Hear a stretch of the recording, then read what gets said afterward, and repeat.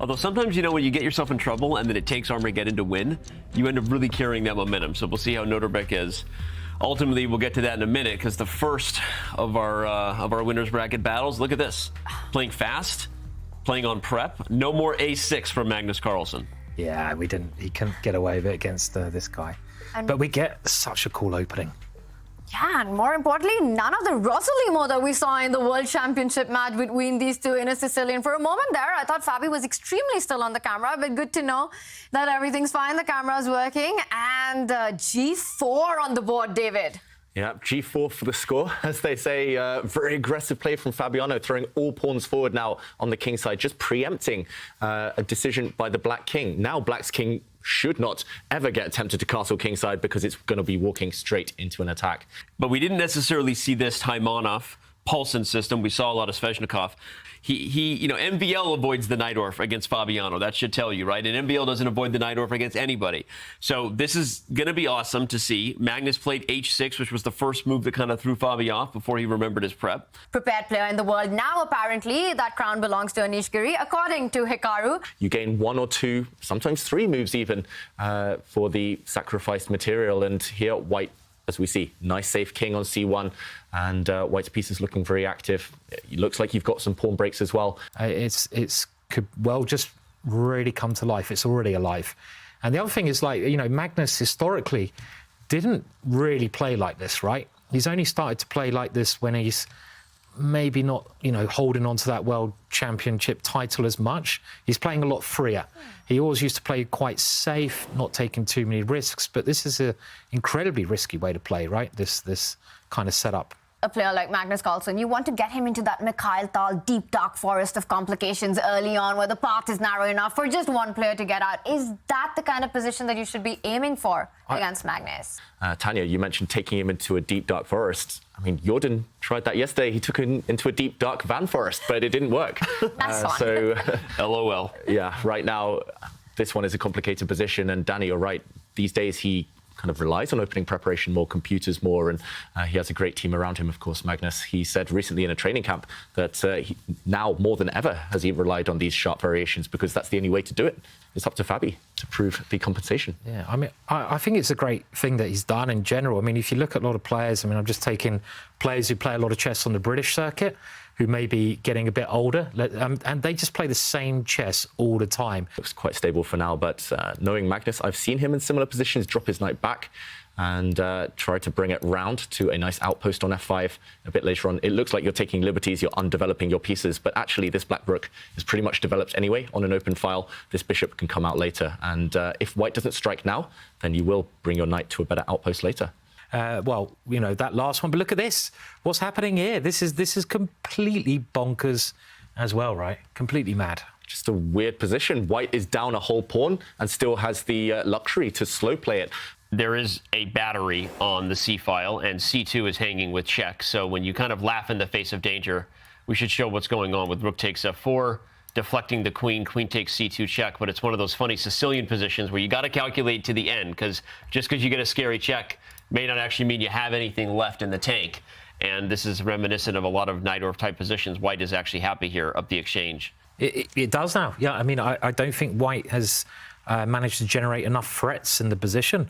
I mean, how does White even generate a threat in this position? And if Black can get his knight and bishop into the game, okay, his king's always going to be in the middle, but it doesn't seem to be in too much trouble there. Black's got enough counterplay against White's king as well. So this is starting, I feel, to go in Magnus's favour. But yeah, if you survive, unfortunately, White just can't get the knight out of the way quickly enough. Yeah, Magnus might be both. Both madman and genius. So. That's true, and your call on the board, Danny, knight to D3. I think the only safe way to stop knight E5 might be to play bishop to D6. Plays the right way, we think maybe take you on F3, then he keeps the advantage, but it will take nerves of steel, and okay, he dodges any complications. He plays bishop to D6, and I think, Danny, your move might well just appear on the board. Utilize that. Oh, it doesn't work. Thank you, Queen computer. D1, Queen C2. Oh, Queen D1. I forgot C2 is hanging at the end. Yeah, counter-attack. Okay, so maybe in this position, at least you've created this pin. Maybe you can go for the slow burn attack. I don't quite see it yet. How to break through. God, what a weird position. Weird stuff, complicated stuff. And here, at least you have maybe tricks.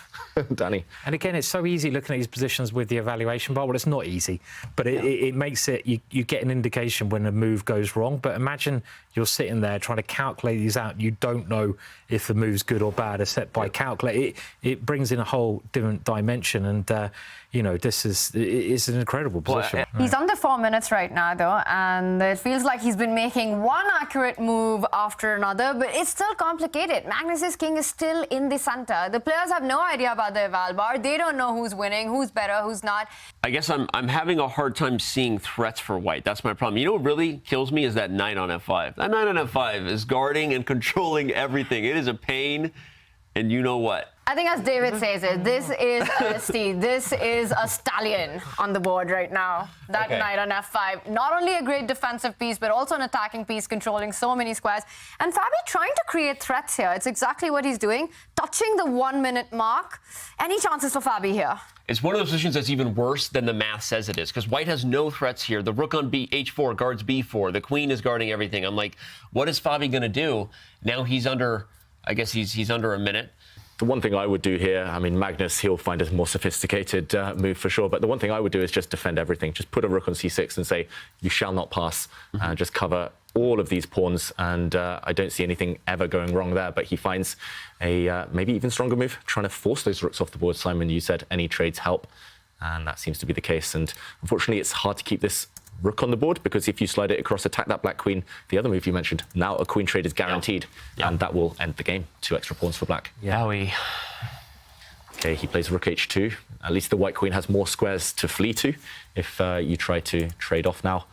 That's desperation. Of course, the mouse slips. There's other ways that Fabi can get back into this game.